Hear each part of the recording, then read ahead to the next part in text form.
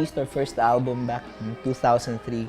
But as early as 2005, I was starting to feel the fatigue. I wasn't responding well to all the attention we were suddenly getting, because you jump from nobody wanted to someone who was playing too many shows. He didn't even know where he was anymore.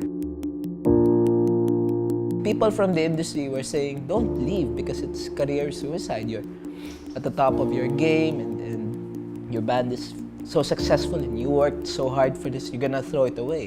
And I said, I'm not throwing anything away. It's not like I'm quitting for good. But deep inside, pala, I felt like I really wanted to. And then finally, when I decided to leave, I felt like I've lost my place in the group. I felt entirely depleted. I would sleep for like 19, 20 hours a day. I refused to go out. I refused to take showers or calls and messages for that matter. That period left me very confused, frustrated. When I show you that I just don't care. While it was one of the hardest decisions I've ever made, I think it's also one of the best ones, because enlightenment came after that.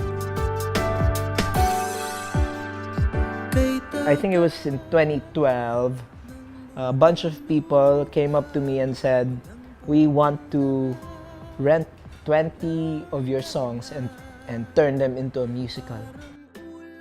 Sabi ko, what is the point of this? Nung simula, I said no. Like, yeah, I think it's too early for that because we just disbanded. Finally, may parang moment of enlightenment. Sabi ko, no, it's really about the music at the end of the day. So I wrote Bawat Daan, that while it's a love song, it's also an allusion to finding your way back home. Everybody gets lost. So we all need an anchor, we all need something we can hold on to. And for me, thankfully, that will always be music.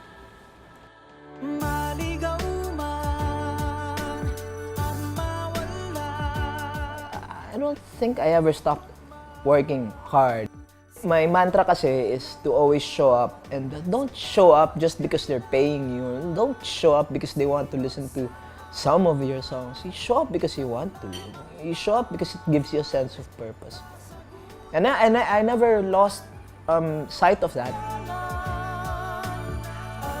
Like I said, I think God has a specific purpose for each person. It's just a matter of when you find it.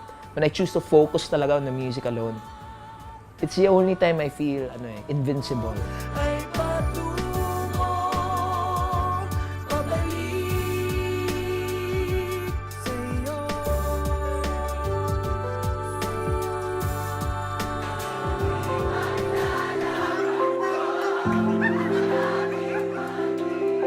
I started focusing on the little things, like the bar shows, like how many people actually show up and express their gratefulness because you're still playing.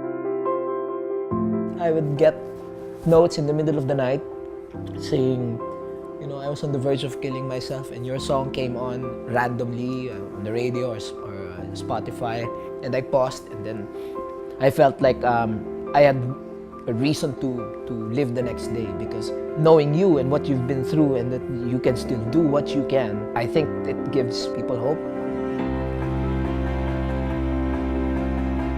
Having conversations with people, saying that at some point that I have helped them through music, gives me a deeper sense of purpose. Now it's just, I think I'm done writing it, honestly. It's just play music. And then if it touches people in any way, in any positive way, then I think that's one of God's greatest gifts, to be able to help.